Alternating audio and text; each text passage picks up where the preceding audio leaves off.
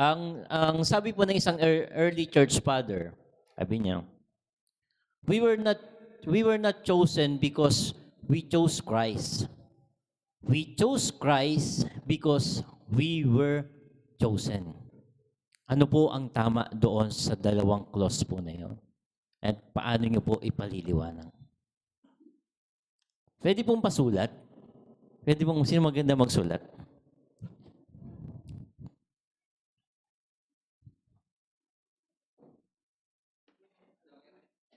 Bakit ang hirap na niya, no?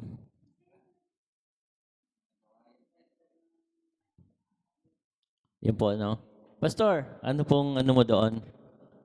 We were not chosen, sabi doon, because, ano,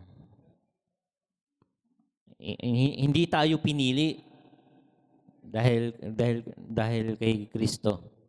Dahil pinili natin si Kristo. Pinili natin si Kristo dahil tayo ay pinili.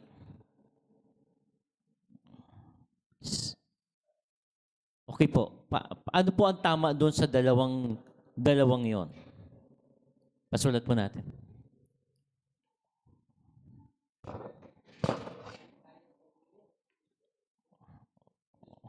Opo. We were not chosen. Kumbaga, we were not chosen by God because we chose Christ.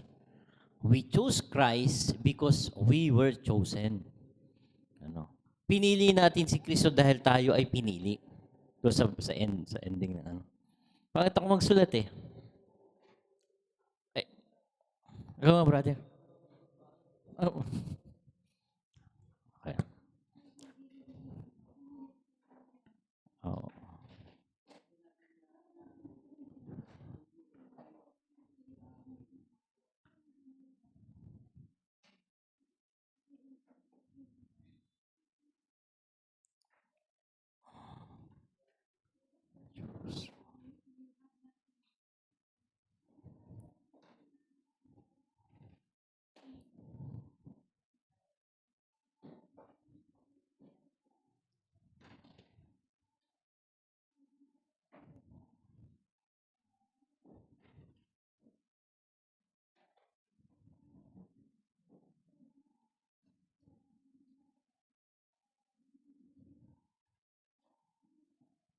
Ayan po, Pastor, no?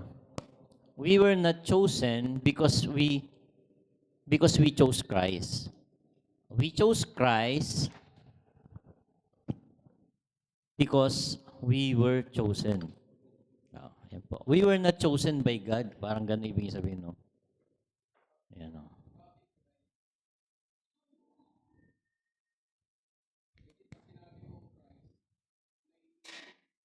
Hindi po. Ano po yan eh? Isa itong binitawang salita ni Agustin. Sabi niya, no? We were not chosen by God because we chose Christ. Hindi tayo pinili ng Diyos dahil pinili natin si Kristo. Sabi niya. Pinili natin si Kristo dahil tayo ay pawang pinili. Yun ang ibig niya sabihin. Ano po ang tama sa dalawa? Ano po ang paliwanag? Parang gano'n din. Dito papasok po kasi yung monergism and synergism eh.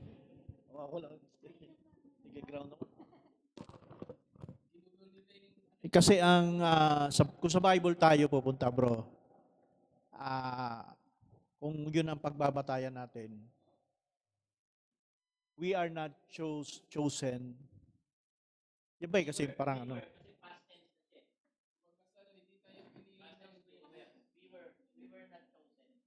Oh. Pinili natin si Kristo. Mm-hmm. Pinili natin si Kristo dahil tayo ay pinili. Mm-hmm. Sa Bible kasi, ang nakalagay sa John 15:16, you did not choose me, but I choose you, sabi nga ni Kristo. So, hindi, sabi niya, ano ba sa Tagalog dito? Tagalog. Maganda sa Tagalog eh. Yan. Basahin ko po yung Tagalog. Sige, John 15. Ako'y hindi ninyo hinirang, ngunit kayo'y hinirang ko. 15 po ba? 15, Pastor? 15. John 16, 15:16. 16, 16. Ako'y hindi ninyo hinirang, ngunit Mhm. kayo'y hinirang ko. At Mhm. aking kayong inihalan upang kayo magsiayon at magsipagbunga at upang manatili ang inyong bunga. Upang anumang inyong hingin sa aking pangalan ay maibigay niya sa inyo. So sa Biblia, kasi sa English, choose yan eh. Chose, di ba? Chosen. Chosen ang ginamit sa English eh. Pero sa Tagalog, hinirang. Hinirang, ano? O pinili, di ba? Hinirang. O parang hawig lang, ano? Sabi ni Kristo, ako'y hindi ninyo hinirang o pinili.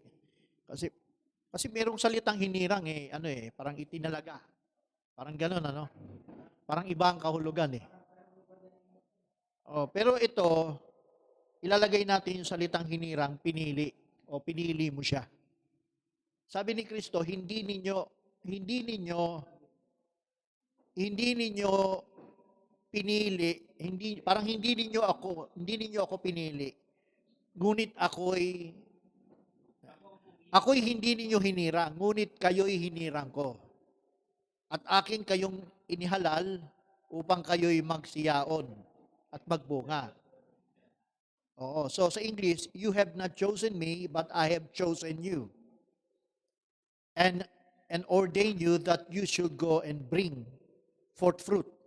So isang verse na ito, explicit na sinasabi ni Kristo, hindi tayo ang pumili sa Kanya. Hindi siya ang pumili para sa ano to, no? Vice versa. Pero dagdagan pa natin yung sa Ephesians chapter 1, verse 4, for He chosen us in Him before the foundation of the world, to be holy and blameless in His sight. Yung Diyos yan eh. Yung Diyos ang, kumbaga, ito ay foreknowledge na pinag-usapan dito, foreknowledge, kasi before the foundation pa eh. Ibig sabihin, bago pa ilagay ng Diyos ang pundasyon ng mundo, napili niya na kung sino yung mga dapat niyang iligtas. So yan ang. Kaya nga minsan sinabi nila bias talaga yung Diyos mo. Pinipili mo. Pero alam natin may basihan na ng Diyos. Ano ang naging basis niya, Pastor? Dahil nakita niya ang in time na pinili niya si Kristo, kaya ikaw din naman ang hinirang ko. Parang ganun ba yon?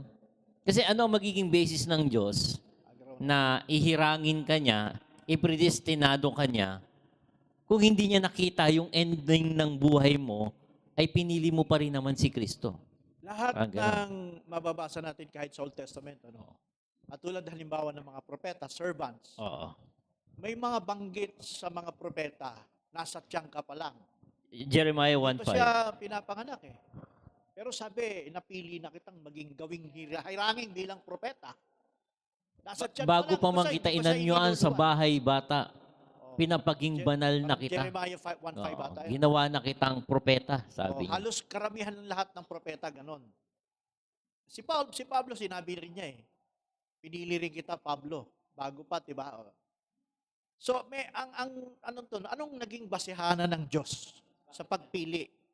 Ito, ang sagot natin direct, yung by foreknowledge.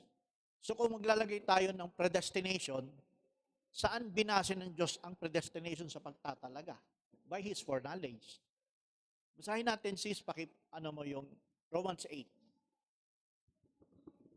Ang Romans 8 nakalagay doon, ito yung magandang basis,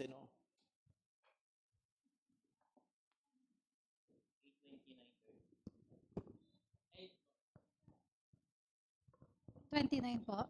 Romans 8. 29. 29. Yung basehanan. 28 muna. And Tagalog po ba? Or English na lang? And we know that all things work together for good to them that love God, to them who are called according to His purpose. 29, for whom He did foreknow, He also did predestinate to be conformed to the image of his Son, that he might be the firstborn among many brethren. 30, moreover, whom he did predestinate, them he also called, and whom he called, them he also justified, and whom he justified, them he also glorified. Or no? Grown up. Dali lang. Romans 8, ano yung nabasa? Opo. 8:20. For whom he did foreknow, he also did predestinate. So, nauna yung foreknowledge. So, yung basihan ng Diyos, una, foreknowledge. Yan yung basihan ng Diyos sa una. And then, yung base ng predestination,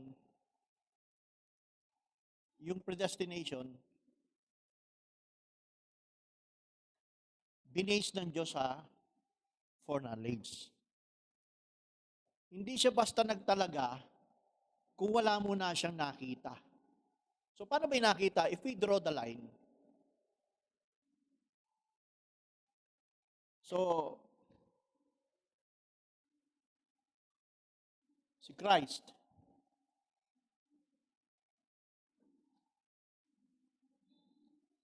millennium,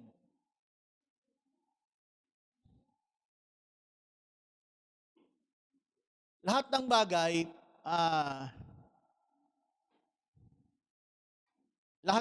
ito ang nakita ng Diyos.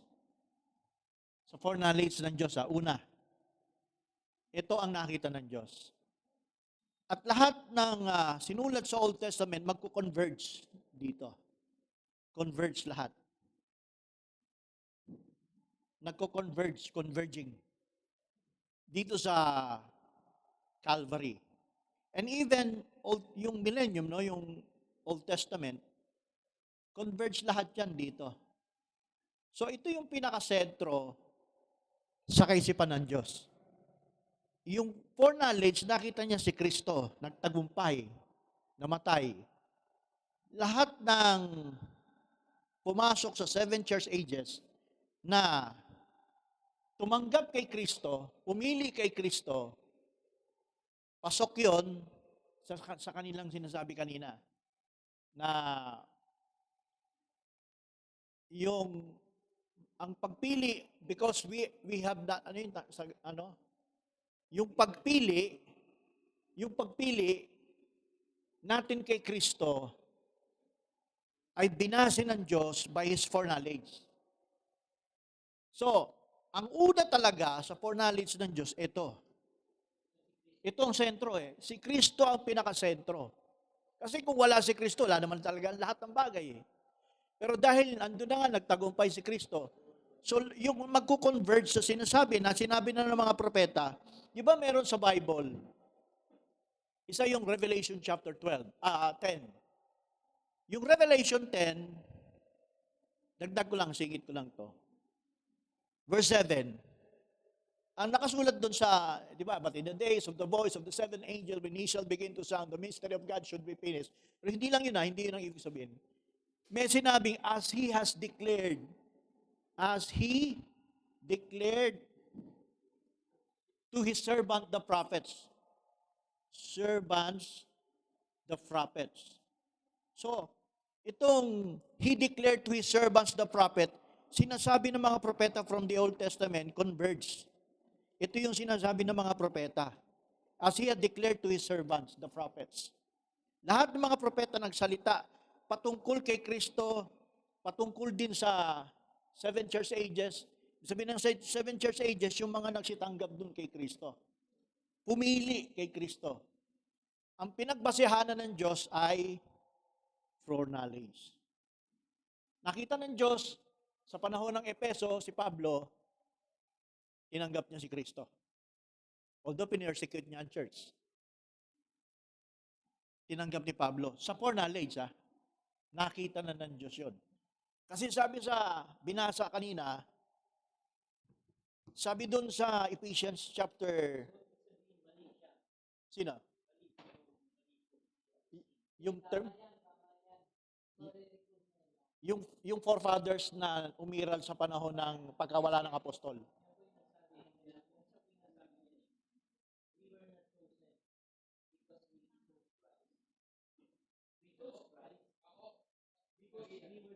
We have not chosen, hindi tayo napili. Tama ganon, di ba?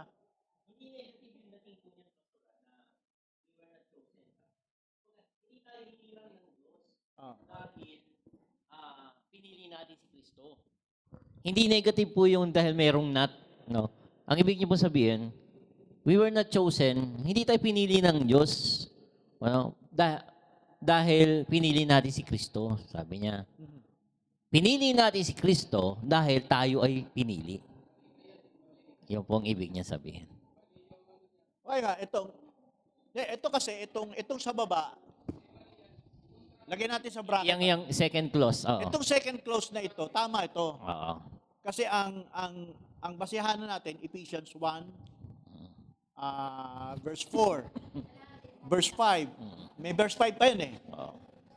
So, itong Ephesians 1, verse 4, matibay yan na ebidensya na napili tayo ng Diyos dahil nakita ng Diyos, pinili din natin si Kristo. Yes. Pero sabi niya, So, pero pastor, di ko kontrahin mo ngayon yung sinabi mo ko John 15:16 ngayon eh. Oh. Di ba? Na sabi, you have not chosen me, but I have chosen you and ordained you that you should go and bring fruit. Although ang kausap talaga naman niya dito ay mga disipulo niya. Mga apostol. And Mga ang tanong, sino ba yung nagsasalita? Hindi lang po si Kristo yung nagsasalita. God was in Christ. Di ba?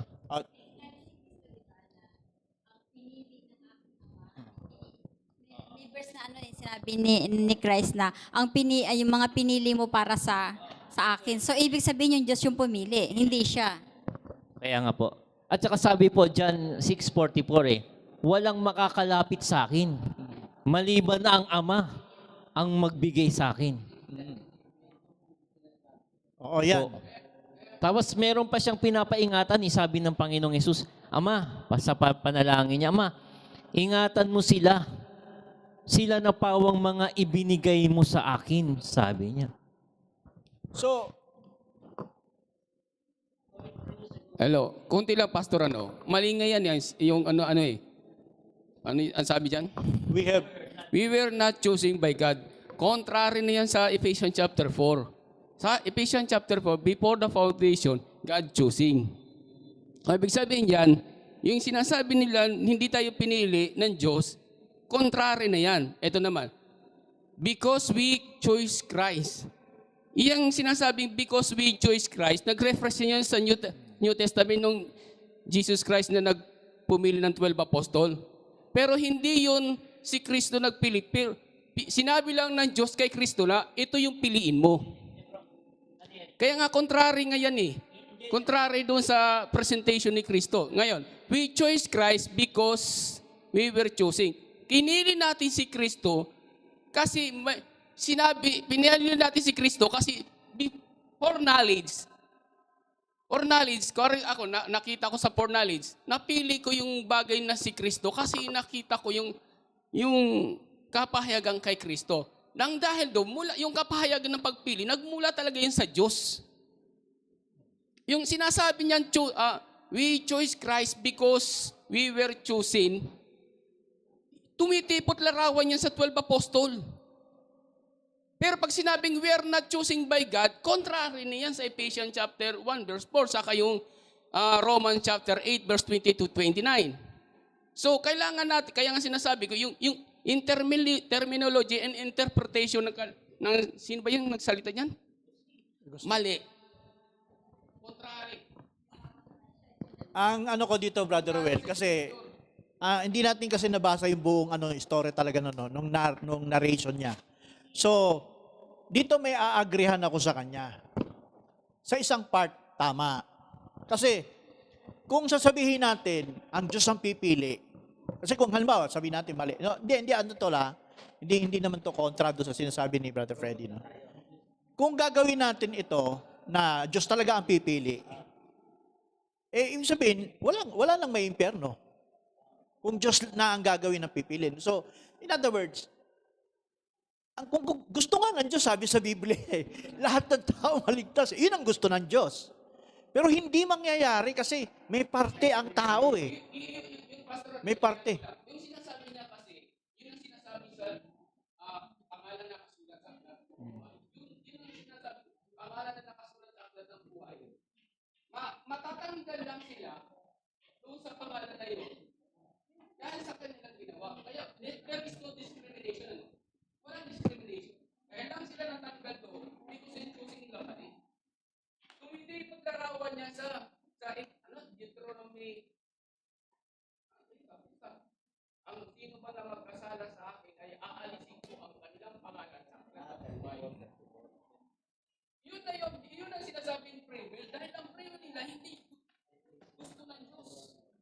Binase kasi ng Diyos din, yung gusto, kasi di ba, ang Diyos may free will, di ba? Yung tao may free will din. So kung ano yung gusto ng Diyos, dapat tumama din sa free will ng tao. Magmatch yun eh, magmamatch. Hindi pwedeng nakaslant o hindi balanse. Ibig sabihin, hindi pwedeng nakaangat lang ang Diyos sa free will. Pastor, linawin ko lang po yung kung ano bang ibig sabihin po ni Agustin. Kasi parang dito kasi sa second clause, ginawa niya tayong robot, ang ibig sabihin. Kasi nga, di mo, we were not chosen. Ibig sabihin, past tense po kasi yan eh. We were not chosen. We were not chosen by God because we chose Christ, sabi niya. No, we were not chosen by God because we chose Christ. Ano daw? We chose Christ because we were chosen. Kaya nga. Na para piliin si Kristo. Yun ang ibig niya Kaya sabihin. nga kanina chinikan ko to eh. Para maging tama ito, huwag mo alisin to. Kasi, hindi naman, hindi, kung Diyos lang talaga, halimbawa, wala ito, Diyos lang. Hindi talaga pwede. Pero dahil, sabi nga, we choose Christ because we've chosen. So, kung ilalagay natin yung chosen, kasi ano yan, past tense yan eh, di ba? So kung ilalagay natin chosen, anong naging dahilan ng Diyos sa pagpili? By foreknowledge. Yung predestination niya ng pagpili, because of foreknowledge, kasi nakita niya na eh, sa kanyang isipan eh. So ano may nakita niya sa kaisipan? Yung tao nagpasya. Di ba dito, nagpasya yung tao eh. After ng Calvary, nagpasya silang tanggapin si Kristo in every dispensation. Pero yung pong pagpapasya po nila na tinanggap nila si Kristo on their own, walang tulong ng Diyos? Meron syempre. Oo. Nakalagay So meaning, tama ito. Na pinili nila si Kristo dahil sila ay pawang pinili din para tanggapin si Kristo. ang tulong kasi ng Diyos, dagdagan ko lang, bro. Tama, pakibasa nga Philippians chapter 2 verse 13 ata yan eh. Basahin natin. Stable natin yung pagpili ng Diyos, no? Philippians 2.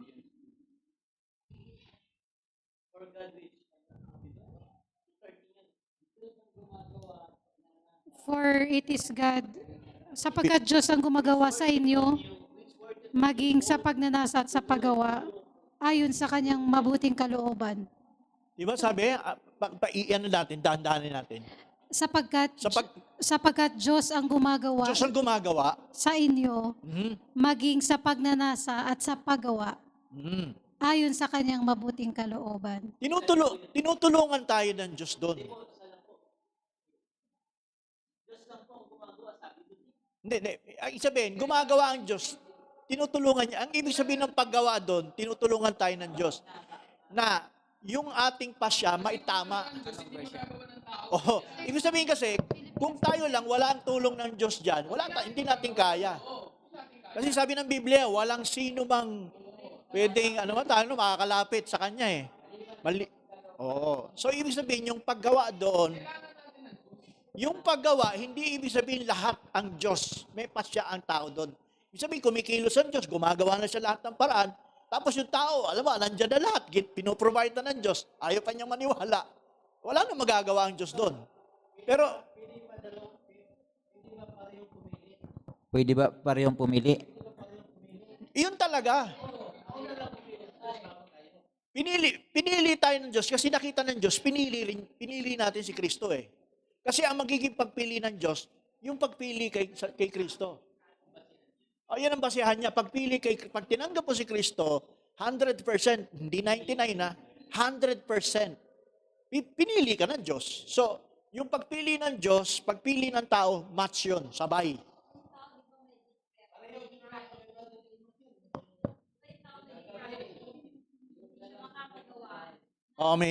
May total depravity ang tao eh. Bagsak eh. Walang kakayanan talaga. Agree tayo sa Baptist, paliwanag nila, na meron tayong total depravity. Pero, sabi ganun, tinutulungan tayo ng Diyos makalapit sa Kanya. Makalapit kay Kristo. Matanggap natin si Kristo. Yun ang tulong ng Diyos. So, hanggang sa dumating tayo sa pagpapasya na isuko natin ang buhay, tanggapin mo si Kristo. Yun na yung perfect will ng Diyos. So, magmamatch yun.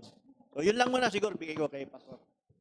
So, sa akin part naman ay ito kasi parang one-sided siya. Parang pinaglaban yung Armenian at saka yung Calvinism, di ba? Armenian sa Calvinism, nagkaroon sila ng pagtatalo pero naging malinaw sa atin. Agree ako, ito kulang lang, pero pwede ito. Kulang lang siya dahil nakita natin na mayroong Romans 8:29, 30 predestination. Na kung bakit tayo pumili, dahil nakita na ng Diyos in His foreknowledge na tayo ang unang pumili sa Kanya. Dito naman sa Kanya, we choose Christ because we were chosen, parang direktahan na para bagang wala tayong ambag. Di ba? Dito sa kalagayan na to, para wala tayong ambag. Na para bagang wala tayong pagpapasya sa sarili natin. Wala tayong decision, wala tayong sariling will. Tama yun, 2:13, Philippians 2:13, na kung ano yung desire mo, nakita na ng Diyos yun. Na ikaw ay pipili sa Diyos, kaya tutulungan ka doon sa desire na sabi saan bang talata na yun? I will give you the desire of your heart. Yun ba yung talata na yun? Iba yun. I will give you, ito lang kasi, okay naman to, pero ito ay parang siningil mo lang na para bagang wala tayong gagawin na pagpapasya. Kulang lang. Tama to. Sabi nga, kung hindi ka pa biriyan, okay muna ito pansamantala.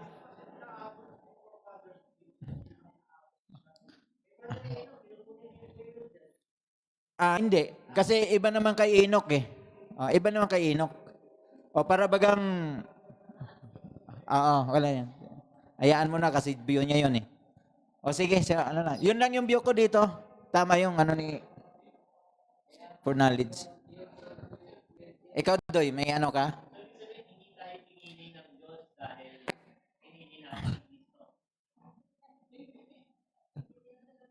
Hindi.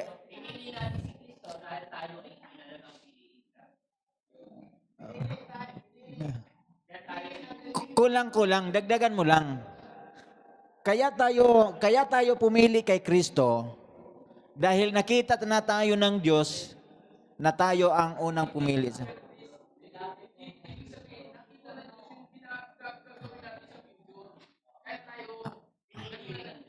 Nakita niya. For knowledge, hindi pa tayo nag-exist. Darating yung araw na pag ikaw ay lumabas, nakita na ng Diyos na ikaw ang unang pumili sa Kanya. Nung pumili ka sa Kanya, tutulungan ka ng Diyos doon sa pagpapasya mo. Hindi naman tayo ginawa na robot na para wala tayong will. Mayroon tayong tinatawag na free moral agency. Ang tulong doon na instruction by revelation. Sabi, pag binigyan ka ng instruction by revelation, nakakapag-decision ka sa gagawin. May problema nga dyan din, Brother Freddy, kasi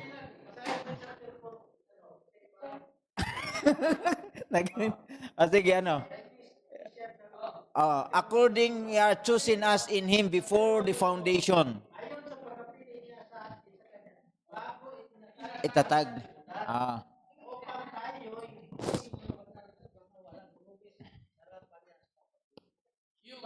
Yung, na tayo eh. yung sanlibutan niya na sinasabi ka, Para mas malinaw.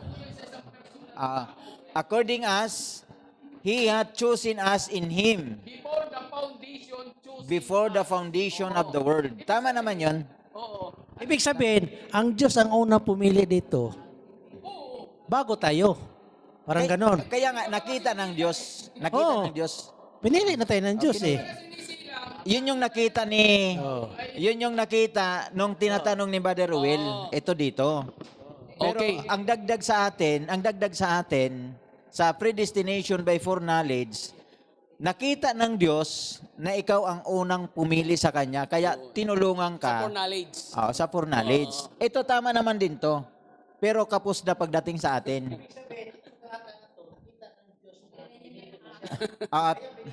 Tama yan. Okay. Tama yan.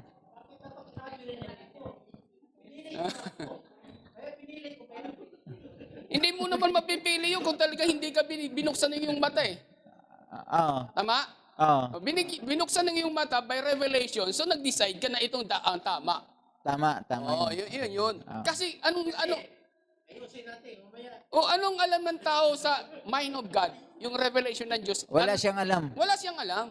Oo. Unless na i-reveal sa kanya para may... Pag na-reveal sa iyo, magdidesisyon ka na ito yung pinapagawa sa akin. We did predestinate. Oo. Alam niya na. Oo. Alam niya na. Ito nga ang problema sa atin eh. Halimbawa, sinasabi natin, ako ay pinahayagan ng Diyos. Oo. Gaano ka nakasiguro na ikaw pinahayagan ng Diyos? Oo. Di ba? So, papasok na dito sa pagkabirian. Yun yung tinatalakay natin dito, yung pagkukumpara. Kasi sa Old Testament na pagkagamit ng Diyos, direkta talaga ang Diyos mangungusap sa propeta. Yun yung Hebrews 1:1. Pero bago ka mag-declare na ikaw ay propeta, kailangan may confirmation doon sa pagkatawag sa iyo na pagkapropeta. Hindi ka pwede mag-self-proclaim na I am the prophet. Kita mo si Moses, di ba? May vindication. May vindication. Halimbawa, sa panahon ni Moses, nagtanong siya eh. Susuguin siya ng Diyos, di ba? To deliver the Israelite from the bondage of Egypt, di ba? Ngayon, hingi siya ng confirmation. What is our confirmation na ako nga'y sinugo mo? Hindi sapat na sabihin ko lang na I am He. I am that I am. Ayaw pa ni Moses, di ba? Kinakailangan pa na mayroon pang confirmation na isa. Ano yung ginawa? So, mayroong kamay, pasok mo dito. Pag once na yan ay na-demonstrate mo, that is the confirmation that you are chosen at you are sending as a prophet para i-deliver. Sa kalagayan ni Brother Branham, tagusin ko na. Pwede ba si Brother Branham mag-declare as self-proclaimed prophet? Hindi pwede. Kasi pwede kang maanuhan na false prophet eh. Saka Kailangan mo ng vindication. Kailangan mo ng sasabihin confirmation. Okay. Confirmation. Bukod doon sa vindication, ang confirmation is the vindication that ikaw ay sent one na galing sa Panginoon. Ngayon, sa part natin, wala na si Brother Branham. Gaano ka nakakatiyak na ikaw talaga ay totoong sugo ng Diyos? Kung ako ay hihingi sa iyo ng confirmation that you are chosen as a prophet or apostle o anuman, kailangan mong ibigay sa akin ang confirmation na yon. Kagaya ng confirmation na binigay ng Diyos sa mga propeta sa Old Testament. Okay. Sasagutin ko. Sige, sagutin ko. Okay. Sa Old Testament, ang mga tao doon, kailangan nila to see to believe. Oo. Like for example, kay Moises. Hindi ba yung king, sino ba yan? Si Paraon. Nagpakita si Moises ng confirmation. Yung tungkod. Gusto ni kasi nila to see to believe. Hindi ngayon kakaiba, binaligtad ng Diyos. Yung tungkod ginawang ahas. Hindi pa rin naniwala. Di ba? Oo, yun ang gusto to see to believe. Ngayon yung tubig, nagpakita pa rin ang tubig, ginawa niya ang dugo. Hindi pa rin naniwala. To see to believe. Ganyan din yung ginagawa kay Brother Branham ginawa. Pero nung nagsasalita ng mabibigat na salita, hindi na nila tanggap. Ano pa? Sabi niya, nagpaulan siya ng mga, ano pa yung pinaulan niya? Kung balang, di ba? Hanggang sa dalas yung first fruit, namatay. Doon na talik naniwala kasi matindi na yun eh. Yung mga panganay eh. Kay Kristo, ano din ang ginawa to believe? Naganap din ng mga yung healing. Healing, miracle, iba't ibang klase. Pero ano nangyari kay Kristo nung sa cross? Di ba? Hindi na rin nagbigay ng confirmation pero mahirap pa rin maniwala eh. Hanggang sa dumating na, malibang kanin nyo ang aking laman at inumin nyo ang aking dugo. O ilan na lang natira. Confirmation eh. Di ba? Saan kami pupunta? Nasa sa iyo yung buhay. Yan ang gusto ng mga tao yung confirmation. Ngayon may daya eh. Brad Marjellan eh. Kahit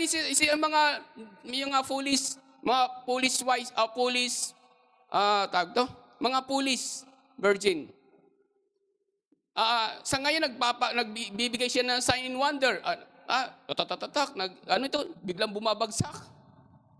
Di ba? Tapos kung ano-anong paggagaling, pero hindi pala pagdating sa word, bagsak. Di ba? Kaya nung sinabi doon sa Matthew chapter 7 verse 21, Panginoon, ganito na yung ginagawa nila. Nagpalayas kami ng mga demonyo sa pangalan mo at iba't ibang sign and wonders, di ba? Ano ba ang sinabi? Yung lamang ang sumusunod ng salita ng Diyos o kalooban ng Diyos ang siyang, di ba, makakapasok dun sa kaharian ng Diyos. Ito ngayon, written within. Lahat sila gumagamit ng Bible. Mga denominasyon ginagamit ng Bible. Kahit nga Berean eh. Huwag lang magalit na. Di ba? Pero ang kahit search the scripture, sabi nga, di ba? Search the scripture. Ang problema, kahit ang magagaling ng mga denominasyon pagdating sa search in the scripture. Pero ang problema, search in the spirit, the truth seekers. Ang truth seekers, sinesearch yung spirit kung anong sinasabi ng salita. Hindi sila nakatingin doon sa laman, kundi nakatingin sila doon sa spirit, the wisdom and revelation ang sinasabi doon sa written within. Ang problema ay nakatingin lang doon. Di ang nakukuha nilang collective revelation, yung nagsasalita lang. Hindi yung espiritu na nagsasalita sa individual. Tama? Ano ba yung sinasabi nun? Di ba? Hear what the Spirit say. Ano ba yung sinasabi sa iyo ng Spirit? Ikaw yung kinakausap ng Spirit eh. Naririnig ba niya? Yun ang sinasabi ng Ephesians chapter 1 verse 17. Your Father,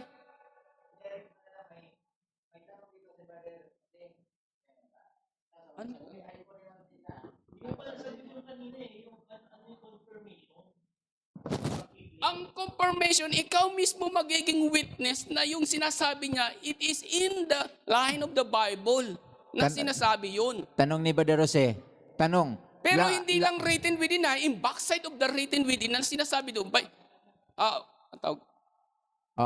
Lahat ba ng tao ay binigyan ng Diyos ng nasa sa kanilang puso? Dalawa tanong. Okay. Lahat ba ng tao binigyan ng nasa ng Diyos sa kanilang puso? Oo. Kasi ibinigay ng Diyos yung nasa yung free will eh. Ang problema, ang free will ng tao hindi naka-align sa sinasabi ng Diyos. So paano mo ilalaborate yung nasa?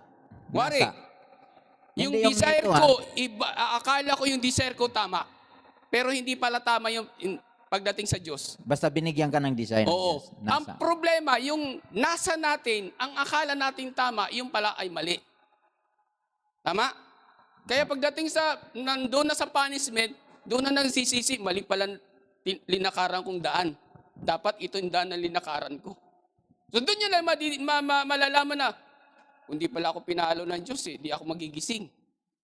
So nasabi niyang mali.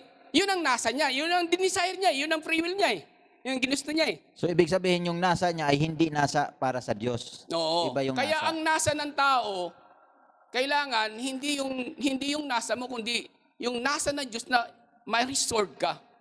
O, pipili natin yung desire ng Diyos. Kasi kung hindi desire ng Diyos ang pipili natin, itatakban ng ating mata, yung wisdom natin, yung ating understanding, spiritual understanding, tatakpan yun hanggang sa magdi-decide tayo. Ang mali ay yun pala ay tama. Kaya ang mali nagiging tama dahil blindness na sila. Pero yung tama pwede maging mali. Ang tama pwede maging mali. Oo, kasi bakit? Sige. Tumitipot larawan niya sa police virgin. Virgin sila, pero nung nag-reject sila ng truth, Naging mali. naging mali na. Naging police na sila.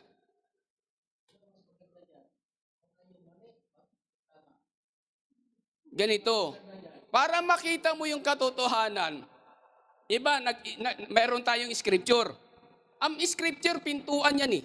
Written within Ang it. scripture tama siya. Tama siya kung magiging connected yung kaisipan natin yung sa kaisipan ng Diyos. Pero paano kung hindi connected? So pwedeng maging mali. Yes. So kailangan maintindihan natin. Ang problema, paano kung ang magbigay sa iyo ng revelation ay deceived by Satan? Kasi ang punta, katulad ng sinasabi ko, saan ba yun? Sa Genesis chapter 2 verse 15 ba yun? May sinasabi sa English, there is it. Pero sa translation sa Tagalog, iba. Di ba? Yung translation ng Tagalog, paano magiging correct siya? Kailangan na mag-correct sa kanya yung English kasi nanggaling yung Tagalog sa English. O saan nanggaling naman ang English? Sa Latin. Saan naman Latin galing? Sa Greek. Saan naman ang Greek galing? Sa Hebrew. So para maintindihan natin, i-translate siya sa English. Ang problema, para maintindihan natin na English, translate siya sa Tagalog. Paano kung yung Tagalog hindi na connect doon sa Hindi eksaktong eksakto doon sa English? doon sa English. So back to English tayo. Sa King James 16:11. Di ba? 16:11? Ang dami ng translation after 16:11 eh. So pagka doon nag-iiba ng translation, balik tayo sa 16:11. Kasi nandoon ang truth. Di ba? Amen. Kasi doon lang sila nag-repair eh. Ang nangyari, nagkaroon sila ng interpretation na ito na yung version, ito na yung version, ito na yung version, ito na yung version. Kaya ito, katulad dito, we were not choosing by God. Parang may discrimination na. Di ba? Hindi tayo pinili ng Diyos. Gusto nga ng Diyos na maligtas tayong lahat eh. Tapos sabi nito, we were choosing Christ. Pinili natin si Hindi, Pastor, Kristo. hindi, negative yung Hindi, linaw ko. pagkakaintindi mo. Because we choose Hindi. Christ dahil pinili Pastor, natin si Kristo. yung we were not chosen by God, ibig sabihin, hindi tayo pinili ng Diyos dahil pinili natin si Kristo. Dito lang muna. Dito Hindi muna. yung negative na hindi ka pinili, parang ganun. Hindi yun ang ibig Ito sabihin. lang Nakuha mo, muna. Pastor? Okay. Ito lang muna ang terminology. Ito muna yung sentence. Oo. Sentence. Ito muna ang sentence. Ano? We were not choosing by God. Oo. Para namang napakasakit.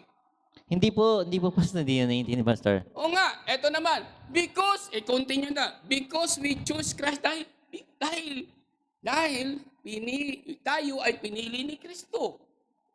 Tagalogin na lang natin. Dahil tayo ay pinili ni Kristo. Tayo ay pinili ni Kristo because Pastor, mali na naman ulit. Because we Mali na were naman ulit, chosen, Pastor. tayo pinili natin Hindi si Kristo ang pumili sa atin. Ha? Hindi po yun ang ibig sabihin. Correct ko po. Kaya nga sinasabi ko, No. ang pumili talaga sa atin, correction na, ang Diyos. We were not chosen by God because we chose Christ. Ibig sabihin, hindi tayo pinili ng Diyos dahil pinili natin si Kristo. Yun ang ibig niya pong sabihin. Oh, Huwag niyo pong, namali ka po dun sa word na natin. Okay. We were not chosen by God. Hindi tayo pinili ng Diyos dahil pinili natin si Kristo. Yun ang ibig niya sabihin. Yung Pinili natin si Kristo dahil tayo ay pawang pinili. Yung pang-ibig sabihin. We were chosen dahil tayo pinili. Ang ibig sabihin ko ganito, kasi linagyan mo dito sa tuldok eh. Period naman po talaga siya. Oo nga, pineryod mo na eh. Oo. Oo. Sige, ituloy natin. Oo. Kung yan na lang yung ano natin, ituloy natin. We were not chosen by God because. Ito na yun. Ito yung because Ito yung reason niya. Opinion. Mm. Ito yung opinion niya. We choose Christ eh. Ito yung opinion niya. Reaction niya eh. Now, we choose Christ because ito yung reason niya. We were chosen dahil pinili tayo. Oo. Yun ang ano niya eh. Yan ang Paano ibig niya. natin maintindihan yan? Kung, nasa sayo na yun kung anong understanding nyo by the Spirit. Kaya nga, hear what the Spirit say, yung sinasabi. Individual na yun. Ngayon, pagka individual na, Bray Freddy, sa akin, walang masamang tinapay niya yung binanggit dyan. Para kasi may binanggit